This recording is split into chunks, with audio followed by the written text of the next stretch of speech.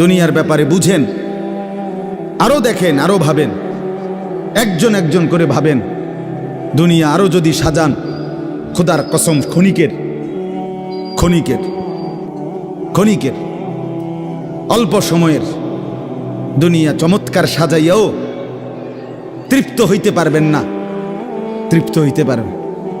এবছর চমৎকার রং দিছেন বিল্ডিংয়ে, 2 বছরের মাথাত বিভিন্ন খান দিয়া চামড়া উঠিয়া এটা আবার যেই সেই, ঠিক কিনা বলেন? তা আবার রং দাও। এই সোফা চমৎকার বানাইছিল, ওই যে বার্নিশ নাই, দেখেন এই যে সোফা, এটা এই যে দেখেন, কথা বলেন না, এই সোফা এটার মধ্যে আসেনি অন বার্নিশ, তো এটা আবার কি করতে হইব? তো লাভ হইল কই? দুনিয়া তো ধোকা, দুনিয়া ধোকা। এই সৌন্দর্যময় চেহারা নারী 30 বছরের ব্যবধানে উনি বুড়ি, আর কেউ ফিররা এদিকে ফিরা সেফও হালায় না। আজ যেই যুবতী, যেই বেহায়া নারী, বেপর্দা মহিলা বাজারে বাজারে ঘুরতো, যৌবন, আরে সেটা তার সম্পদ না, তারটা হইলে তো নিজের হইলে তো সে কখনোই বুড়া হইতো না। আল্লাহ তাআলা বলছে, আমি যখন যৌবন শেষ করে দিলাম, তো এখন আর কোন পুরুষ তার দিকে ফিররা থুতুও বাড়ায় না। দুনিয়া এক অবস্থায় থাকে না, এক হালাতে থাকে না বাপ। এজন্য ছেলেদেরকেও বলি, বাপ জিন্দেগি সুন্দর করো। তোমার এই হাসি থাকবে না, তোমার এই সুস্থ সুন্দর সুঠাম দেহ থাকবে না। আন্তরিকতা নিয়ে শুনলে, নিজের ভিতরে নেক মানসিকতা যদি থাকে, গ্রহণ করার মানসিকতা, আর অল্প কথা তো ফায়দা হয়। আর গ্রহণ করার মানসিকতা না থাকলেও 50 বছর শুনলেও গুনার অভ্যাস ছুটে না। দেখেন না 70 বছরের বুড়া মানুষ চা দোকানে টেলিভিশন দেখে, তাহলে এত বড় বুড়ো মানুষ, মুরব্বী, উনি এখনো যদি বিড়ি খায়, সিগারেট খায়, এখনো যদি চা দোকানে টেলিভিশন দেখে, তো ওনার এই মন্দ অভ্যাস, বদ অভ্যাস কত বছর পরে ছুটবে? উনি আরো কয়শো বছর বাঁচলে গিয়া বুঝবে এটা গুনাহ। আর ওনার আর মেয়াদ আছে কি? এই জন্য বললাম, আপনি খবর নিলে দেখবেন 30 বছর মসজিদে আসা যাওয়া করে ঠিকই, কিন্তু যথাযথ আন্তরিকতা, দিলের মধ্যে আখেরাতের কোনো মানসিকতাই নাই, নিজেকে বদলানোর অনুভূতিই নাই, ফিকিরে নাই। সোজা কথা, পরকাল বলতে কিছু, এখন যা আছি তাই। এখন সুখে থাকলে সুখী দুনিয়া, এখন দুঃখে থাকলে দুঃখী। জিফুত যদি ঠিকমতো খানা খাদ্য খাওয়ায় খুশি, ঠিকমতো খানা খাদ্য নাই দুঃখী। এই মানে দুনিয়া পেলে খুশি, দুনিয়া না পেলে দুঃখী। লাভ লোকসান, আয় ব্যয়, হিসাব কিতাব, সুখ আনন্দ, দুঃখ বেদনা, হাসি কান্না, আবেগ অনুভূতি, সবটাই শুধুই দুনিয়াকে কেন্দ্র। এখানে কি পেলাম? এখন কি পেলাম? এখন কি পেলাম? ইনহিয়া ইল্লা হায়াতুনা দুনিয়া নামুতু ওয়া নাহইয়া। আল্লাহ তাআলা বলেন, নাফরমান আর পাপীদের জীবন কেমন হয়? কোরআনে আল্লাহ বলছেন, তাদের অবস্থা হয় এমন যে তারা বলে জীবন কেবলই দুনিয়ারটা, আর কোথাও জীবন নেই, আর কিছু নেই। নামুতু ওয়া নাহইয়া, এখানেই মরবো, এখানেই বাঁচবো। ওমা নাহনু বিমাবউসিন। আল্লাহ বলেন, নাফরমানদের দিলের মধ্যে এই বিশ্বাস যে আমাদেরকে পুনরায় কোথাও উঠানো হবে না। আল্লাহ যে বলছেন হাসরের ময়দানে তোমাদেরকে উঠানো হবে, সুম্মা ইন্নাকুম ইয়াউমাল কিয়ামাতি তুবআসুন। আল্লাহ তাআলা বলেন, তোমাদের প্রত্যেককে কিয়ামতের দিন হাসরের মাঠে তোলা হবে। আল্লাহ বলেন, বেঈমানের দিলে এটা থাকে না। তার কথা হলো প্রাপ্তি অপ্রাপ্তি, লাভ লোকসান, ভালো মন্দ, হাসি আনন্দ, দুনিয়া। ছেলে বিদেশ থেকে টাকা পাঠাইতেছে, খুশি। ছেলে বিদেশ থেকে টাকা টুকা ঠিক মতো দেয় না বা কামাই রোজগারি কম, জিজ্ঞাসা করবেন কেমন আছেন, কি এর বালা? আমরা আর বালা কি? হ্যাঁ, কি সমস্যা কি তা চাচা? এ ফোলাগারে কত ঋণ ফিন কইরা সুদে টাকা নিয়া কিস্তিতে টাকা লইয়া বিদেশ পাঠাইছি, তেয়ন টাকা পয়সা পাঠায় না, আর বালা কি? তাহলে উনি দুঃখী কেন? টাকা নাই, আবার টাকা পাঠাইতেছে, মাশাআল্লাহ পান খাওয়ার স্টাইলই আলাদা, চা খানার ঢঙে আলাদা, কথাবার্তার স্টাইলই ভিন্ন। কেমন আছেন? আসি আল্লাহর রহমতে, আপনাকে দোয়ায়, দশজনের দোয়ায় আল্লাহ ভালোই রাখছে। কেমনে ভালো? এতে আল্লাহর রহমতে টাকা পাঠায়, আমরা তার মা আমি আমরা মিল্লা খাইয়া পইরা ভালো আছি। তাহলে ভালো থাকে দুনিয়া, ভালো থাকলে ভালো নাই দুনিয়া, ভালো না থাকলে তো আখিরাত, কবর, মৃত্যু পরবর্তী জিন্দিগি, সের জন্য কি ব্যাপার? তার জন্য কোনো আলোচনা লাগবে না, এর জন্য কোনো কথা নাই। তাইলে কারো মধ্যে এই আলোচনা নেই, স্বামী স্ত্রী পরস্পরের আলোচনা, এই ঘর সংসার বাজার, খাট ফার্নিচার পালং সোফা, হ্যাঁ আসবাবপত্র গহনা অলংকার, এই নিয়েই পেরেছে, এই নিয়ে জিন্দিগি এর মধ্যেই আবদ্ধ। তো আখিরাত তাহলে কার জন্য? পরকাল কার জন্য? আমরা মুসলমান, আমরাই যদি পরকাল না চিনি না বুঝি, আমাদের উচ্চারণে, আমাদের অনুভূতিতে, আমাদের আচরণে, আমাদের কথাবার্তা উঠা বসার মধ্যেই যদি পরকালের কোনো নমুনা দেখা না যায়, তো হিন্দু বৌদ্ধদের মধ্যেই দেখা যাবে। কথা উত্তর দেন। কবর হাসর আখিরাতের চিহ্ন ভেসে ওঠার কথা চালচলনে মুসলমানদের মধ্যে না কাফেরদের মধ্যে? মুসলমানদের মধ্যে। কথা তো ছিলই। আল্লাহর প্রিয় বান্দারা, অসংখ্য আল্লাহর নেক বান্দাদের জীবনে আছে রাত্রিতে ঘুমাইতেন না। জিজ্ঞেস করতে কেন ঘুমান না? বলছে জাহান্নামের ভয় ঘুমাতে দেয় না, কবরের ভয় ঘুমাইতে দেয় না। হযরত আবু বকর সিদ্দিক রাদিয়াল্লাহু তাআলা আনহুর মতো সাহাবী আফসুস করে বলতেন, হায় আমি যদি একটা গাছের পাতা হতাম, আমাকে যদি একটা চতুষ্পদ জন্তু, গরু কিংবা ছাগল, সেই পাতাটা যদি খেয়ে ফেলত, অর্থাৎ আমি যদি মানুষ না হতাম। অথচ কি পরিমাণ আমলের অধিকারী ছিল। হযরত ওমর রাদিয়াল্লাহু তাআলা আনহুর চেহারা, কপালের দুই পাশ থেকে লম্বা অঝরে কান্নার কারণে দাগ পড়ে গেছিল। হযরত ওমর রাদিয়াল্লাহু তাআলা আনহুর ইন্তেকালের মুহূর্তে হযরত আব্দুল্লাহ ইবনে আব্বাস সাহাবী, তিনি বলছিলেন, আপনাকে আল্লাহ তাআলা অনেক মর্যাদা দিয়েছেন, আপনি 10.5 বছর মুসলমানদের খলিফা ছিলেন, আপনার মাধ্যমে আল্লাহ তাআলা দিক দিগন্ত মুসলমানদের বিজয় দান করছেন।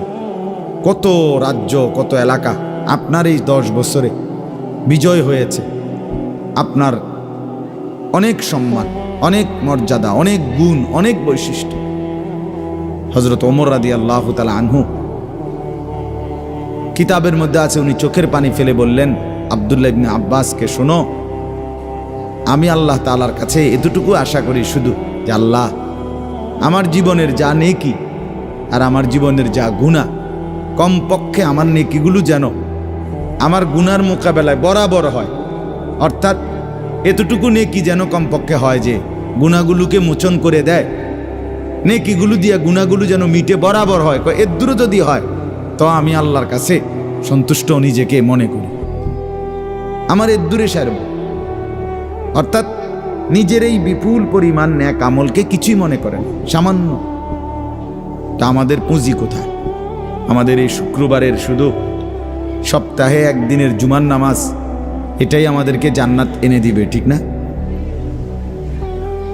হ্যাঁ, মাঝে মধ্যে গরিব দুঃখীকে 2 টাকা 5 টাকা দিলে এতে আমাদের বেহেশত চলে আসবে, ঠিক না? তো বলেন, এজন্য বললাম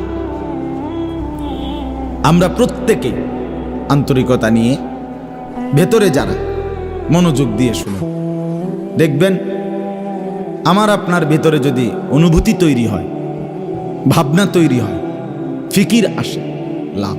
সবাই একসাথে হবে না, সবাই একসাথে বদলায় না, সবাই একসাথে পরিবর্তন হয় না, কারো কপালে পরিবর্তন হয়ই না, বদনসিব। কারো সময়ের ব্যবধান হয়। আমাদের প্রিয় নবী সাল্লাল্লাহু আলাইহি সাল্লামের কাছে যারা সাহাবী হয়েছেন, কালেমা পড়ছেন, তারা প্রত্যেকেই প্রথম দিনেই তো সবাই কালেমা পড়ছেন, ঠিক না? বুঝেন নাই কথা? যতজন সাহাবী হয়েছে নবীজির, সবাই একদিনেই কালেমা পড়ে ফেলছে নাকি? তাহলে সময়ের আগ পিছ আছে কি না বলেন? কেউ প্রথম দিন কালেমা পড়ছে, কেউ 21 বছর পরে কালেমা পড়ছে, কেউ 22 বছর পরে কালেমা পড়ছে। তো যিনি 23 বছরের মাথায় কালেমা পড়ছে তিনিও কামিয়াব, যিনি প্রথম দিন কালেমা পড়ছে তিনিও কামিয়াব, সৌভাগ্যবান। এজন্য বুঝ আসবে, এর মধ্যে আকপিস হবে। সবাই একই দিনে জোনায়েদ বাগদাদি হবে না, সবাই একদিনে বাইজিদ বুস্তামি হবে না, সবাই একদিনে রাবেয়া বসরি হবে না। সময়ের ব্যবধান হবে, আকপিস হবে, এবং কারো কপালে হেদায়েত জুটবেই না। ইন্নাকা লা তাহদি মান আহবাবতা। আল্লাহ তাআলা আমাদের নবী সাল্লাল্লাহু আলাইহি সাল্লামকে বলছেন, আপনি খুব চাইলে, ভালোবাসলে আপনি নিজে কাউকে হেদায়েত দিতে পারবেন না, সেখানে আমি কি? কথা বলেন না। সেখানে আমাদের কোনো পাত্তা আসেনি কোনো। খুদ রসুলকে আল্লাহ বলছে, হে নবী আপনি চাইলে হবে না, আমি চাইতে হবে। ওয়ালাকিন্নাল্লাহা ইয়াহদি মান ইয়াশা, বরং আমি আল্লাহ যাকে চাই আমি তাকে হেদায়েত দান করি। তাহলে মূলত হেদায়েত দেয় কে? ফয়সালা কার হাতে? আমার বলা আপনার শোনা কোনোটাই মূল বিষয় না। মূল বিষয় হলো এটা একটা উসিলা ধরা, কিন্তু মূল ফয়সালা কার হাতে? ওয়ালাউলা ফাদলুল্লাহি আলাইকুম ওয়া রাহমাতুহু মাজ। এই বেটা মোবাইল না ধরতে মানা করছি। সুন্দর করে বললে হয় না, অনেকের খাসিয়ত এতটাই যে ধমক না দিলে, কথা বুঝছেন না, এটা তার একটা তবিয়ত হয়ে গেছে। না আমারে এমনি করলে আমি বুঝতাম না, আমার ধমকাই তুই। বদ অভ্যাস মানে জিন্দিগির একটা মিনিট লজ্জা শরম কিচ্ছুর কোনো ধার ধারে না। ছেলেরা মোবাইল ছাড়া 1 মিনিট থাকতে রাজি না। এবারে মা দেখুক, নাহলে বাফে দেখুক, নাহলে হুজুর দেখুক, নাহলে একবার আব্দুল কাদের জিলানি দেখুক, আমার এতে কোনো অসুবিধা নেই। আমার দরকার মোবাইল। মোবাইল আছে, আমি আছি, খালাস। আমার জিন্দিগির এবার ইজ্জত থাক বা না থাক, আমার চরিত্র থাকুক বা না থাকুক, আমার আল্লাহ খোদা আখেরাত পরকাল কিচ্ছু না থাকুক, আমার মোবাইল আছে, খালাস। আমার জিন্দিগি সার্থক। আহ, এই হলো জিন্দি, মানে জীবনটাই মোবাইল, মোবাইলটাই জীবন। বেঁচে আছে মোবাইল টিপবার জন্য, মোবাইল বানানো হয়েছে তার কাছে পৌঁছবার জন্য। আজ ছেলেদের হালাত মানে বেঁচেই আছে এটার জন্য, বেঁচেই আছে।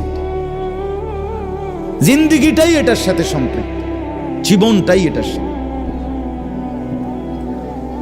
পৃথিবীতে কোনো যুগে, মনে রাখবেন এই পৃথিবীর ইতিহাস এটা, পৃথিবীতে কোনো যুগে একসাথে সম্মিলিতভাবে যুব সমাজ এত বেশি গাফেল, অকর্মণ্য, অপদার্থ কোনো যুগে হয় নাই একসাথে। এখন যেটা আগে একটা সমাজে, একটা এলাকায় বখাটে দুশ্চরিত্র একজন ছিল, দুইজন ছিল, চিহ্নিত, কথা বোঝেন নাই, চিহ্নিত হয় তারে মানুষের চিনত, তে সুর গ্রামে চুক্তি হয়তো একজন, তে একটু খারাপ, তার লগে মিশ্র না। কিন্তু এখন ভদ্রঘরের ছেলে, স্বাভাবিক ঘর থেকে বের হইছে মুসলমানের ছেলে, দিনের পর দিন, রাতের পর রাত এক ওয়াক্ত নামাজ পড়ে না। এতে মা বাবারও কোনো আফসোস নাই, এলাকাবাসীরও কোনো আফসোস নাই, পাড়া মহল্লার সর্দার মাতব্বর কারো কোনো আফসোস নাই, কারো মুখে এই নিয়ে কোনো আলোচনা নাই যে কি আমগো এলাকার যে ফোলাফান্ডি এগুলা যে কোনো নামাজই পড়ে না, আমগোর সামনে দুষ্টামি করে, হাঁটাহাঁটি করে, আমরা কি এটা বলতে পারি না? এই অনুভূতিটুকু পর্যন্ত লোপ পাইছে। আহ, এত দুর্ভাগ্য মুসলমানের ইতিহাসে আর কখনো হয় না। বেনামাজি আগেও ছিল, কথা বোঝেন নাই, বেনামাজি আগেও ছিল, কিন্তু এতটা গাফেল আগে ছিল, মা বাপ এত অসচেতন আগে ছিল। আমার মনে আছে আমরা প্রাইমারি স্কুলে হিন্দু স্যার জমের মতো ভয় পাইতাম, হিন্দু মাস্টার, কিন্তু ভীষণ ভয় করতাম। স্যারে দেখলে মাইরা লেবে, এতটা ছিল একটা সময়। কত আজ থেকে 500 বছর আগে, ঠিক না? আমার বয়স ধরেন 500 বছর, আমি আদি যুগের মানুষ, এরম নি তো। আমার বয়স 42 বছর রানিং, শুরু হয়েছে 41 শেষ হয়েছে, তাহলে 30 বছর আগের কথা। আমার পড়ালেখার প্রাইমারি ছোটবেলার জীবন 30 বছর আগের কথা না, 30 বছর আগে। তাহলে এই জন্য বললাম জিন্দিগিটা মোবাইলটার উপরে তুলে দিস, হাসি কান্না আনন্দ বেদনা, হাসলে কাশলে, পেশাব পায়খানা টয়লেট বাথরুম, হ্যাঁ, হোটেল রেস্তোরাঁ পার্ক, যেখানে যখন যাবে 24 ঘন্টার মেইন কাজ আগে একটা ছবি উঠানো, আগে ছবি উঠানো, এরপরে বাকি কাজ। আমি সেদিন ওই ফেরির মধ্যে উঠছি, বুঝছেন, ফেরি পার হমু আর কি, আমার গাড়ি উঠছে, আমিও উঠছি, তো দেখলাম যে মোটরসাইকেল দিয়ে এক ছেলে ফেরিতে, মোটরসাইকেলটা নিয়ে উঠছে ফেরিতে, ওইটা মাত্র এক পাশে এটারে ব্রেক করে থুইয়া মানে 1 মিনিট দেরি হয়েছে না, আগে এটার পাশে দাঁড়াইয়া একটা ছবি উঠাইছে, আগে উঠাইয়া চুল টুল ঠিক করে ছবিটা 2-3টা পোস্টে উঠাইয়া এরপরে হেতে চারিদিকে চাইছে যে আগে মানুষ আসেনি আরো না, আমিও শুধু ফিরি। মানে তার প্রথম দায়িত্ব কি উঠানো, ছবি উঠানো। তাহলে কি পরিমাণ ছাগল মানুষের বাচ্চা পরিণত হয়েছে বুঝতেছেন? তুমি মোটরসাইকেলের লগে খাড়াইয়া ফেরির মধ্যে ছবি উঠাইয়া ফেসবুকে দিলা, তোমার এটা কোন ছাগলে দেখবো? এটার মধ্যে দেখার কি আছে? মোটরসাইকেল কি বাপ দাদা 14 গোষ্ঠী কেউ চালাইছে না? কথা বলেন না কেন? তো তুমি এটা কিতা দিয়ে আইলা, কি দেখুন কি আছে এটা? মোটরসাইকেলে কি আশ্চর্য আর তুমি কি আশ্চর্য? কথা বলে এমন যদি হইতো যে আমি চাঁদের দেশে গিয়ে মাত্র মোটরসাইকেলটা থুইয়া এখন চাঁদের দেশের থেকে একটা কি দিছি, মাশাআল্লাহ ভালো কথা তো বেড়া, চাঁদের দেশে মোটরসাইকেল চালায়, এটা একটা বিশেষ কিছু হইতে পারে। কিন্তু এনতে রোডেতে চালাইয়া গিয়া ফেরি উঠছে, এটার মধ্যে আশ্চর্যের কি আছে? মানে রুচির দুর্ভিক্ষ, রুচিহীনতা, মন মানসিকতা একদম নিচে নেমে গেছে, একদম অনুভূতি বিবেক লোপ পেয়ে গেছে, মা বোনদের বেহায়াপনা চূড়ান্ত সীমায় নেমে গেছে। মহিলারা পুরুষ সামনে দোনো পাশে ডানে বামে হাঁটতে উঠতে লড়তে দৌড়তে কোনো লজ্জাবোধ করে না। কি বেড়ার গাত লাগে না, বেড়িতের গাত লাগে না, অটোর গাত লাগে না, সিএনজির গাত, এত সময় নাই, বুড়ি ব্যস্ত। বাজার মার্কেটিং, দোকান কেনাকাটা, আফসোসের। মানে এটাই বললাম আর কি, একসাথে সবাই, অধিকাংশ বেশিরভাগ অধপতন একসাথে মুসলমানের সমাজে 1450 বছরে আর কখনো এতটা ছিল। অল্প অল্প ছিল, অল্প অল্প, একজন দুইজন। বেপর্দা নারী, বেহায়া মহিলা, লজ্জা শরম কম, এরম বেডি ছিল একজন দুইজন, 2 গ্রামে 4 গ্রামে।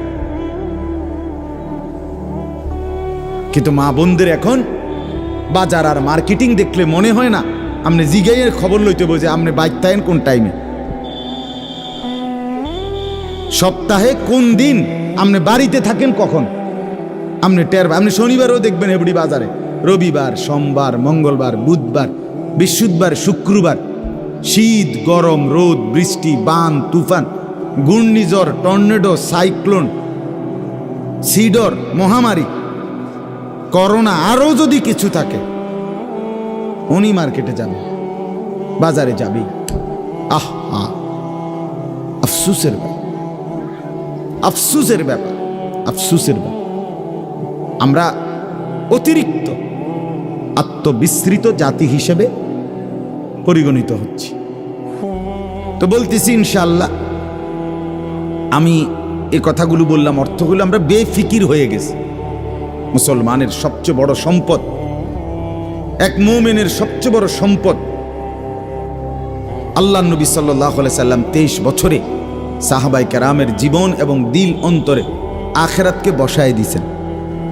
তারা যেন 24 ঘন্টা রাতে কিংবা দিনে, হাঁটতে কিংবা বসতে, ঘরে কিংবা বাহিরে, আখিরাতকে সামনে নিয়েই জীবনটা সাজাইছেন, জীবনটা সাজাইছেন। কোরআনুল কারীমের শুরুতে আছে সূরা বাকারার মধ্যে আল্লাহ তাআলা বলেন, অবিল আখিরাতি হুম ইউকিনুন। মুত্তাকি বান্দা কারা? কোরআন থেকে হেদায়েত পাবে কারা? কোরআন বুঝবে কারা? আল্লাহর পক্ষ থেকে হেদায়েত পাবে কারা? আল্লাহ বলেন, এই গুণ যাদের, তাদের মধ্যে একটা হলো যারা আখিরাতের ব্যাপারে ইয়াকিন রাখে। ইয়াকিন শুধু বিশ্বাস না, বিশ্বাসটা একদম দিলের মধ্যে ইয়াকিন। আগুন জ্বালায়া ফেলে, এটা শুধু আমাদের ধারণা না, এটা আমাদের ইয়াকিন। ঠিক কিনা বলেন না? পানি ডুবাইয়া ফেলে, এটা আমরা শুধু ধারণা করছি না, বিষয়টা আমাদের এটার মধ্যে দিলের মধ্যে কি আছে? ইয়াকিন আছে। বরফের মধ্যে ঠান্ডা লাগে, এটা আমাদের ধারণা না, এটা আমাদের কি? ইয়াকিন। তার চাইতে বেশি ইয়াকিন আল্লাহ বলে যার অন্তরের মধ্যে আখিরাতের ব্যাপারে, সে মুত্তাকি, সে আমি আল্লাহর পক্ষ থেকে হেদায়েত প্রাপ্ত, সেই সফল, সেই জান্নাতি। ইয়াকিন পর্যায়ে থাকতে, মানে 1 সেকেন্ড আমি যদি দুঃখে পড়তে পড়তে পড়তে জীবনের কোনো চাওয়া পাওয়া পূরণ নাও হয়, কিচ্ছু জীবনের আশা, কত সময় কত কিছু চাইছি, কিছুই পূর্ণ হলো না, খোদার কসম তবুও বিশ্বাস করতে হবে আল্লাহই সত্য, আখিরাতই সত্য। আবার পেতে পেতে আমি যদি গোটা দুনিয়াও পেয়ে যাই, তবুও আমাকে বিশ্বাস করতে হবে এটা স্থায়ী না, এটা কিছুক্ষণের, আমার আল্লাহই সত্য, আখিরাতই সত্য। যার কারণে সাহাবায়ে কেরামের মধ্যে যারা প্রচন্ড গরিব ছিলেন, ওনারাও শতভাগ বন্দিগি করছেন। সাহাবায়ে কেরামের মধ্যে যারা ভীষণ ধনী ছিলেন, তারাও শতভাগ বন্দিগি করছে। হযরত ওসমান রাদিয়াল্লাহু তাআলা আনহু ধনী ছিলেন। হযরত আব্দুর রহমান ইবনে আউফ রাদিয়াল্লাহু তাআলা আনহু অনেক বড় ধনী ছিলেন। 100 উট ওই জামানায়, নবীজির জামানায়, নবীজির ইন্তেকালের পরে এক সালানে 100 উট বোঝাই মাল হযরত আব্দুর রহমান ইবনে আউফের মদিনার বাজারে সালান ঢুকত, পাইকারি মাল আসত 100 উটে করে। সেই যুগে, আজ থেকে 1300 বছর 1400 বছর আগে, আপনি বলেন তো কি পরিমাণ ধনী ছিলেন তিনি।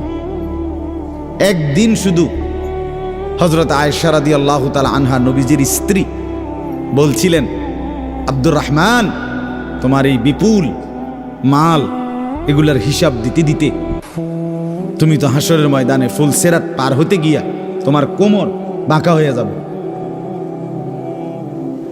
আমরা কিতাবে পড়ছি, সাহাবী আব্দুর রহমান ইবনে আউফ, ওনার উট 100 উটের মাল মদিনার বাজারে পাইকারি চালান নামাইতেছিল। তখন উনি এই সময় শুনছে এই কথাটা, ওনার কানে আসছে। সাথে সাথে সবাইকে ডেকে বলছে, ব্যবসায়ীদেরকে, বাজারের লোকদেরকে, তোমরা সবাই সাক্ষী থাকো। আমি আব্দুর রহমান আল্লাহকে কসম করে সাক্ষী রেখে বললাম, এই 100 উট বোঝাই মাল সহ আমি আল্লাহর রাস্তায় সদকা করে দিলাম। বিনিময়ে তবুও আমি কেয়ামতের দিন আখিরাতে ফুলসেরাত বাঁকা হইয়ে পার হইতে চাই না, সোজা হইয়া পার হইতে চাই। আখিরাত হারাইতে চাই, পরকাল হারাইতে চাই না। দুনিয়া হারাই ফেললাম, দুনিয়া হারিয়ে ফেললাম। দুনিয়ায় কোনো লস নাই, কারণ দুনিয়া পুরাটাই লস। আলগা লস আবার কি থাকে? কথা বুঝেন নাই আপনি? দুনিয়া পুরাটাই কি লস, আলগা লস কি থাকে? বিশ্বাস করে 500 টাকা জাগাত লস খাইলাম না রে মিয়া, দুনিয়া পুরাটাই লস। সোফা এটা পুরাটাই লস, কারণ এটা কোনো আখিরাতে যাবে না। কথা বলেন না কেন? এই দামি বিল্ডিং এটা পুরাটাই লস, এটা যাবে না, এটা যাবে। কিন্তু সেজদা পুরাটাই লাভ। এটা একটা সেজদা দুনিয়াতেও কল্যাণ আনবে, আখিরাতেও জান্নাত আনবে। এটা লাভই লাভ, এটা লাভই লাভ। এজন্য সবাইকে বললাম, শুনেন সবাই, কিন্তু সবাই বদলায় না কা, এটা আপনার ভাবার দরকার। আপনি বদলাবেন কিনা সেটা ভাবার দরকার। সবাই লইয়া চিন্তা করলে একসাথে, যে যেদিন আমরার গ্রামের সবাই ভালো হবে, নামাজি হবে, সেদিন থেকে আমিও পড়মু, তাইলে হইতো না। আপনি জীবনও পারতেন না, তাইলে পারতেন না। আপনি আগায় যাইতে হবে আলাদা, অন্যকে ডাকতে হবে আল্লাহর দিকে, কিন্তু নিজেকে বাদ দেওয়া যাবে না। নিজের জীবন গঠন করতেই হবে, নিজের জীবন। আমি আপনাদের সবাইকে বললাম এশার নামাজ পড়েন। এখন সবাই পড়লো না দেখে বুঝি আমি পড়তাম না। কথা বলেন না কেন?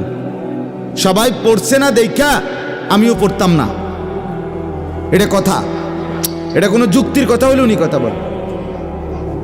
এই জন্য বললাম এটা গুরুত্বপূর্ণ। আমরা এটা বুঝি কম। আমরা শয়তানে বুঝাই দিছে, ইবলিসে, যে বলবি কি করমু, গ্রামের সবাই এটা কয়, 10-এর এটা মানুষের, এইটা এই মানুষের উপরে বলে, সবাই বলছে। সবাই বললে কি হয়েছে? তাই বলে আপনি, সবাই বলছে পানির ঝাঁপ দিতে, এজন্য আপনি পানিতে ঝাঁপ দিবেন।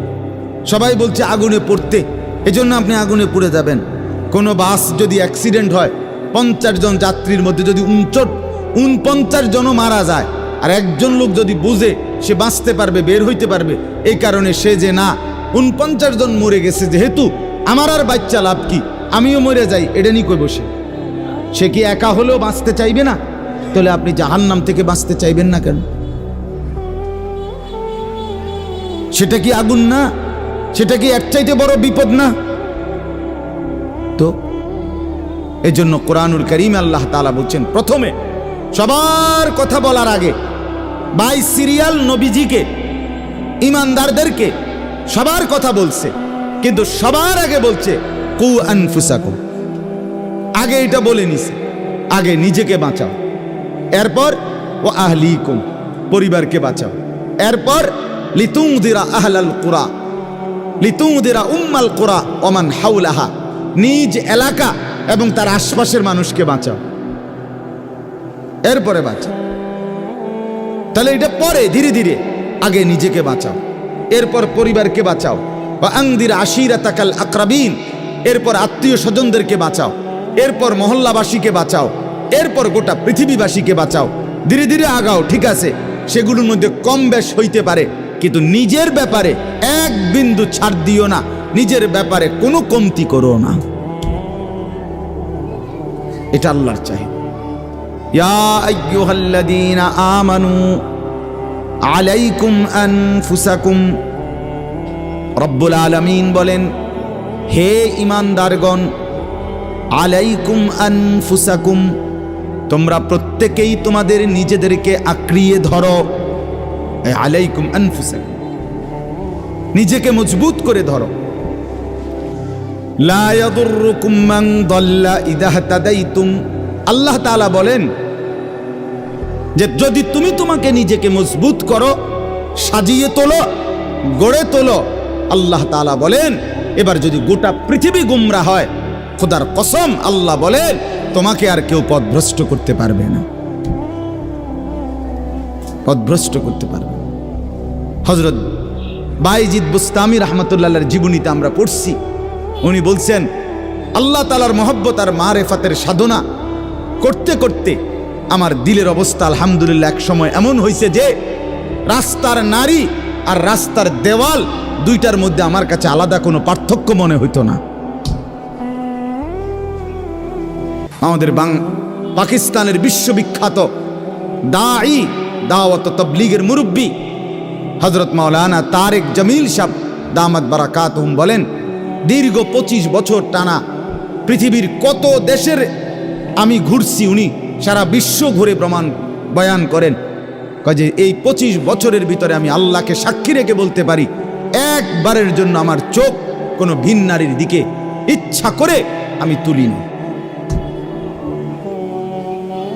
হ্যাঁ, আমার শায়েখ আরিফ বিল্লাহ আল্লামা মুফতি মুশতাকুন নবী কাসেমি হজরতের কাছে আমি শুনছি, হজরত বলছেন যে আল্লাহ তাআলার দয়া যে রাস্তায় বের হলে মহিলা রাস্তায় হাঁটে, আমার কখনো এটা মনেই হয় না। আপনি বলবেন হ এটি বুঝি কথা, হয় এটি কথা, এটাই কথা, এটাই কথা। আপনি বলবেন এটা বুঝি সম্ভব না, আপনি নিজের ব্যাপারে নাফরমানি করে নিজেরে নষ্ট করে ফেলছেন বইলা এখন সম্ভবটা আপনার কাছে বুঝে আসতেছে, তাহলে এটাই সম্ভব, এটাই সম্ভব। হযরত ইব্রাহিম আলাইহিস সালাম বলছিলেন সারা দুনিয়াও যদি নিজের এলাকাবাসীকে, কওমকে, নমরুদকে, সবাইকে বলছে হে আমার জাতি, তোমরা যদি প্রত্যেকেই একটা একটা মূর্তি সাথে করে বগলের তলে আইনা আমার সামনে স্তূপ দাও, তাহলে এই লক্ষ মূর্তিও যদি আমার সামনে আইনা থও আর এটার উর্ফে যদি আমারে দাঁড় করাও স্তূপের উপরে, হযরত ইব্রাহিম বলছিলেন খোদার কসম আমি সেই মূর্তির স্তূপের উপরে দাঁড়িয়েও বলবো লা ইলাহা ইল্লাল্লাহ, লা ইলাহা, আল্লাহ ছাড়ার কোনো ইলাহ নেই, আমি আমার আল্লাহকেই ডাকব। আমরা কিতাবে পড়ছি রাসূলুল্লাহ সাল্লাল্লাহু আলাইহি সাল্লামের একজন নওজোয়ান যুবক সাহাবীকে খ্রিস্টান যুদ্ধে খ্রিস্টান সৈন্যরা বন্দী করছিলেন। খ্রিস্টান সেনাপতি এতটা সুন্দর ছিলেন, উনি নিজের মেয়েকে বিয়ে দেওয়ার জন্য খ্রিস্টান সেনাপতি ওই যুবক সাহাবীকে প্রস্তাব দিছিলেন, তুমি আমার ইসলাম ছেড়ে খ্রিস্টান ধর্ম গ্রহণ করো, আমার সুন্দরী রূপসী কন্যা তোমাকে বিয়ে দেব। তিনি বলছেন আল্লাহর কসম আমি তো গোটা পৃথিবী ত্যাগ করতে পারি কিন্তু ঈমান ছাড়তে পারি না। তখন বন্দী করে রাখছে নিজের রূপসী মেয়েকে 3 দিন আবদ্ধ ঘরে। ওই সেনাপতি নিজের মেয়েকে বলছে তুই তার সাথে একাকী থাক 3 দিন, যে কোনো মূল্যে তুই তাকে অপকর্ম করতে চেষ্টা কর। 3 দিন পরে সেই মেয়ে ওই আবদ্ধ ঘর থেকে বের হয়ে বলছিল বাবা ইন্নাহু হাজারুন আম শাজারুন, আল্লাহর কসম বাবা আমার মনে হয় যে এই লোকটা এটা হয় পাথর নয়তো কোনো গাছ। লা ইয়ালতাফিতু ইলাইয়া মাররাতান, সে তো আমার দিকে একবারের জন্য এক নজর ফিরেও তাকায়। মানুষের কোনো অনুভূতি তো নাই মনে হয় তার। এই কেউ যখন নিজেকে গঠন করে গোটা পৃথিবী নাচলেও তার আর অসুবিধা হয়। আলহামদুলিল্লাহ আমরা যারা মাদ্রাসায় পড়ছি আমরা এটা দিল থেকে বলতে পারি, আমরা যারা মাদ্রাসায় পড়ছি ছোট্টবেলার থেকে, আজকের এই পৃথিবী পোশাকে, কাপড়ে, লেবাসে, ডিজাইনের, রঙে ঢঙ্গে আরো যদি মনে করে ফ্যাশনেবল, আরো বলে আধুনিক হয়ে গেছে, আল্লাহর কসম আমরা এই সমস্ত আধুনিকতার সামনে দাঁড়িয়ে আমাদের এই পাঞ্জাবি, টুপি, দাড়িওয়ালা পোশাককেই সর্বশ্রেষ্ঠ সুন্দর মনে করি। আমরা মনে করি দাড়িবিহীন চেহারা সুন্দর নয়, আমরা মনে করি এই বখাটে চুল, সেলুনের চতুর্দিকের যে কাটিং, এগুলো কোনো চুলও না, চুলের জাতও না, এটি কোনো মানুষের বাচ্চার চুল না, কোনো মানুষের সাওয়ার চুল না, এগুলো কোনো সুস্থ স্বাভাবিক মাতাল হয় নাই, পাগল হয় নাই, স্বাভাবিক কোনো মানুষের চুল এত বিকৃত কালারের হইতে পারে না, ডিজাইনের হইতে পারে না। আর সে তো মুসলমান, মুসলমানের চুল এমন হবে কেন? ইহুদিরটা হইতে পারে, সেটা তাদের ব্যাপার, খ্রিস্টান হতে পারে তার ব্যাপার, হিন্দুর হইতে পারে সেটা তার ব্যাপার, কিন্তু আমার মুসলমান, আমার যুবকের চুল এমন হবে কেন? মূল কথা হইল আত্মমর্যাদাহীন, বেগায়রত, আত্মসম্মান বোধ নাই, নিজের পরিচিতি নিজের কাছে নাই, নিজেই নিজেকে চেনে না। সে কার সন্তান, মা কে, বাবা কে, ধর্ম কি, তার আল্লাহ কে, তারে বানিয়েছেন কে, তাকে কাকে মানা উচিত, কাকে অনুসরণ করা উচিত। আজকে টেলিভিশনের অব্যাহত প্রচারণা, দুশ্মনের অব্যাহত টানা লাগাতার প্রচারণা আমাদের নারী পুরুষকে বেসামাল বানায়। সবাই মিলে পাগল যে কাফেরের মতো সাজো, দুশ্মনের মতো সাজো, ইহুদির রঙই রং, খ্রিস্টানের সাজে সাজ, কাফের বেঈমান নাস্তিক মুরতাদ তাদের রং ঢং, তাদের চুল, তাদের লেবাস, তাদের জামা, তাদের শাড়ি, তাদের গহনা, তাদের প্যান্ট, তাদের লেবাস, তাদের পোশাক, এটাই সৌন্দর্য, এটাই আকর্ষণীয়। এটা হলো মূলত রুচিহীনতা, বিকৃত মানসিকতা, আত্মসম্মান বোধ, আত্মপরিচয়হীন ব্যক্তির পরিচয়। যে নিজেকে চিনে না, যে জানে না আমি চিনি আলহামদুলিল্লাহ, আমার আল্লাহ আছে, আমার একজন রসুল আছে, আমার একটা কিতাব আছে, আমার একটা ধর্ম আছে, আমি কেন অন্যের পোশাক পরব, আমি কেন অন্যের রঙে সাজবো? আমি কি ফকির? কথা বলেন না কেন? আমি ফকির নাকি বেটা? আমি তোরটার মতো মানবো কেন? আমার আল্লাহ আছে না, আমার রসুল আছে না, আমার লক্ষ্য চাইতে বেশি সাহাবী আছে না, আমার আউলিয়ায়ে কেরাম আছে না, ওলামায়ে কেরাম আছে না। তাইলে এজন্য দয়া করে প্রত্যেকে ফিকির করেন, আত্ম উপলব্ধি বড় নিয়ামত, বড় নিয়ামত। নিজেকে চিনা, নিজের বুঝ বুঝা, দুনিয়ার ব্যাপারে বুঝেন, আরো দেখেন, আরো ভাবেন, একজন একজন করে ভাবেন। দুনিয়া আরো যদি সাজান, খোদার কসম ক্ষণিকের ক্ষণিকের ক্ষণিকের অল্প সময়ের দুনিয়া চমৎকার সাজাইয়াও তৃপ্ত হইতে পারবেন না, তৃপ্ত হইতে পারবেন। এবছর চমৎকার রং দিছেন বিল্ডিংয়ে, 2 বছরের মাথাত বিভিন্ন খান দিয়া চামড়া উঠিয়া, এটা আবার যেই সেই, ঠিক কিনা বলেন? তা আবার রং দাও। এই সোফা চমৎকার বানাইছিল, ওই যে বার্নিশ নাই, দেখেন এই যে সোফা, এটা এই যে দেখেন, কথা বলেন না, এই সোফা এটার মধ্যে আসেনি ওন বার্নিশ, তো এটা আবার কি করতে হইব? তো লাভ হইল কই? দুনিয়া তো ধোকা, দুনিয়া ধোকা।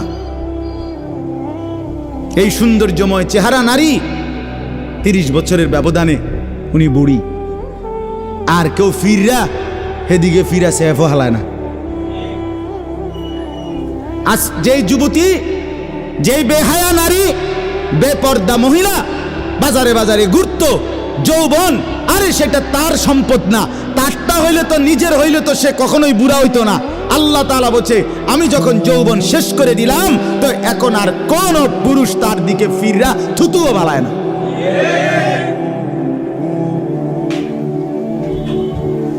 থুতুও ফেলে না। হায়াতের প্রত্যেক মুহূর্ত আল্লাহর দান।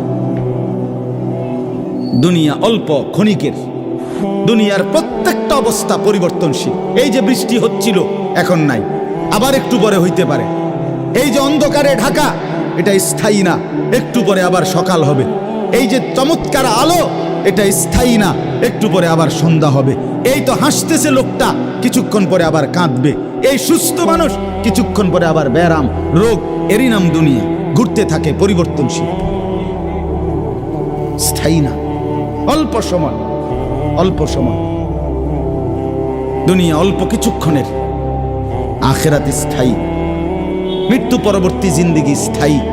সেটা হবে। এটা যেহেতু হইছে ওইটাও হবে। এটা যিনি নিয়ন্ত্রণ করে সেটাও তিনি নিয়ন্ত্রণ করেন। আমাদের কারো ইচ্ছায় সন্ধ্যা হয় না, আমাদের কারো ইচ্ছায় ভোর হয় না। তাহলে বোঝা গেল আলাদা কেউ নিয়ন্ত্রণ করে, তিনিই বলছে আখেরাত হবে। কাজে এটা যেহেতু হইছে সেটাও হবে। কথা বলেন না কেন? হ্যাঁ,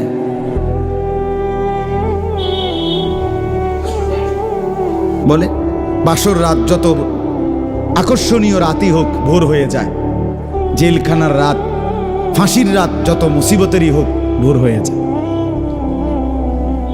দুনিয়া এক অবস্থায় থাকে না, এক হালাতে থাকে না বাপ। এজন্য ছেলেদেরকেও বলি বাপ, জিন্দিগি সুন্দর কর। তোমার এই হাসি থাকবে না, তোমার এই সুস্থ সুন্দর সুঠাম দেহ থাকবে না।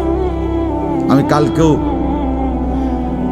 আমার শায়েখ আরিফ বিল্লাহ হাকিমুন নাফস আল্লামা মুফতি মুশতাকুন নবী কাসিম হুজুর গতকালকে পাবনা গেছেন। তো আমি এর আগে আমি গেছি, হুজুরকে বলছিলাম, আমি আপনার মাহফিলেও বলছি, আমি পাবনা মানসিক হাসপাতালেই গত মাসে দেখতে গেছিলাম, দেখছিলাম বয়ানের পরে। ওই যে বাংলাদেশের সবচেয়ে বড় মেন্টাল হসপিটাল যেটা পাবনা না, এটা ওটা আমি দেখছি ভিতরে ঢুকে। আসর থেকে মাগরিব লম্বা টাইম ওয়ার্ডে ঘুরে ঘুরে আমারে দেখাইছে। তা আমি যদি 500 পাগল দেখে থাকি, তার মধ্যে 490 জন হইল জোয়ান। 490 না, 495 জন হইল যুবক। বুড়া দেখছি না 2 জন বা 3 জন।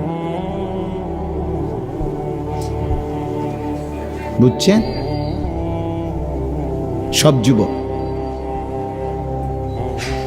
হ্যাঁ, এজন্য বাপ যে মাদকাসক্ত পুনর্বাসন কেন্দ্র, যেগুলোর মধ্যে ড্রাগে যারা মাদকে আসক্ত হয়, যাদেরকে চিকিৎসা দেয়, এগুলোর মধ্যে ঘুরে দেখে আসো। সব কি 90 বছরের বুড়া? কথা বলেন না কেন? সব যুবক, সব যুবক। যেখানে সবচেয়ে অত্যাধুনিক বাড়ি, দালান, বিল্ডিং বেশি, সবচেয়ে সম্পদশালী বেশি, আপনি সেরকম প্রত্যেকটা শহরে প্রতিটা জায়গায় দেখবেন ওই জায়গায় সবচেয়ে দামি ভিআইপি এলাকা যেখানে, ওইখানে মাদকাসক্ত পুনর্বাসন কেন্দ্র বেশি। আমি নিজে দেখে আইছি। আমাদের কুমিল্লাতেও সবচেয়ে গুরুত্বপূর্ণ, সবচেয়ে বেশি এলিটরা যে জায়গায় থাকে, আমি নিজে ওইখানে বয়ানে যতবারই গেছি, যেদিক দিয়ে তাকাই দেখি মাদকাসক্ত পুনর্বাসন কেন্দ্র বেশি। ধনির দুলাল, সোনার চামচ মুখে দিয়ে যে জন্ম নিছে, রাজপ্রাসাদ আর অট্টালিকায় যে চোখ মেলছে, আহা, সম্পদ আর প্রাচুর্য কিছুরই অভাব ছিল না, কিন্তু আখলাক আর চরিত্র নষ্ট করে মদে আসক্ত হয়ে, নেশায় আসক্ত হয়ে জিন্দিগি শেষ করে দিছে, শেষ করে দিছে। রাসূলুল্লাহ সাল্লাল্লাহু আলাইহি সাল্লাম বলছেন, মান শারিবাল খামর, যে মদ খায়, নেশা করে, তার 1 নম্বর লানত হইল তারাকাস সালাহ, সে নামাজ ছেড়ে দেয়। 2 নম্বর লানত জঘন্য, নবীজি বলছে, আহা, বলতেও লজ্জা, নবীজি বলছে মাদকাসক্ত যে, তার পরিণতি হলো সে খুব দ্রুত গতিতে, অচিরেই, অল্প সময়ের ভেতরেই সে সবচেয়ে ঘনিষ্ঠ আপনজন, তাদের সাথে আপনজন নারী, তাদের সাথে জিনা আর ব্যভিচার করতে উদ্যত হয়। সে আপনজনের গায়ে ছোবল দেয়। হ্যাঁ,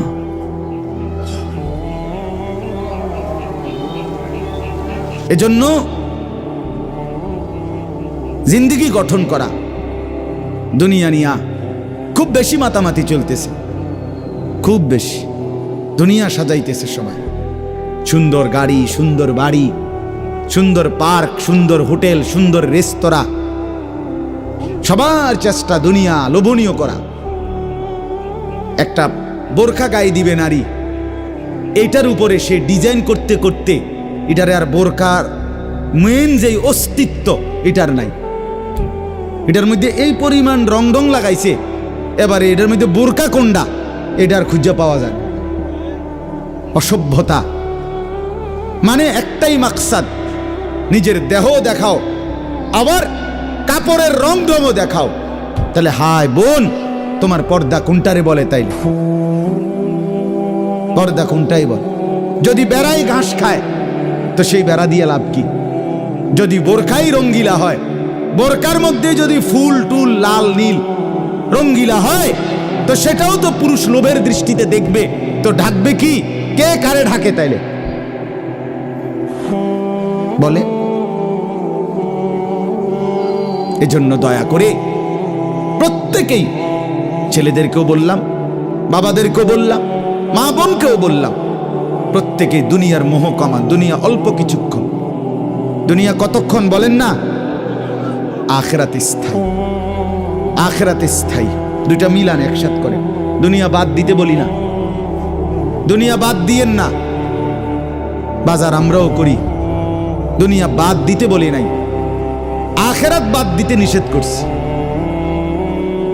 দুনিয়া বা অনেক মানুষের কইলে কয়, হ্যাঁ তাইলে কি এ হুজুর্গ কথা ধইরা বাজার সদাইর আয় রোজগার ইনকাম সব থুইয়া আল্লাহ বিল্লাহ করতে বললো নাকি? আমনের এটা আমরা কইছিনি কোনোদিন, তাহলে আপনি ফাজিলি কথা বললেন কেন বলেন? আখিরাত মানে কি? জঙ্গলে চলে যাওয়া। আখিরাত মানে কি? সুন্দরবনে চলে যাওয়া। আখিরাত মানে কি? পাহাড়ের উপরে উঠে যাওয়া। তো তাইলে আপনারা বাদ দিতে বলছে কে? স্ত্রী, পুত্র, পরিজন, ছেলে মেয়ে, বাজার, ব্যবসা সবই আছে, কিন্তু সাথে আল্লাহকে রাখেন, আখিরাতকে রাখেন, পরকালকে রাখেন, বাজারও করেন, নামাজও পড়েন। কথা বলেন না? হাসি আনন্দ মজাকও করেন, আল্লাহকে সেজদাও করেন। স্বামী স্ত্রী সংসার করেন, আল্লাহকে সেজদাও করেন। রাসূলুল্লাহ সাল্লাল্লাহু আলাইহি সাল্লাম তার একসাথে 9 জন স্ত্রী ছিল, 9 জন বিবি ছিলেন। আল্লাহ পাকের অনুমতিতে একসাথে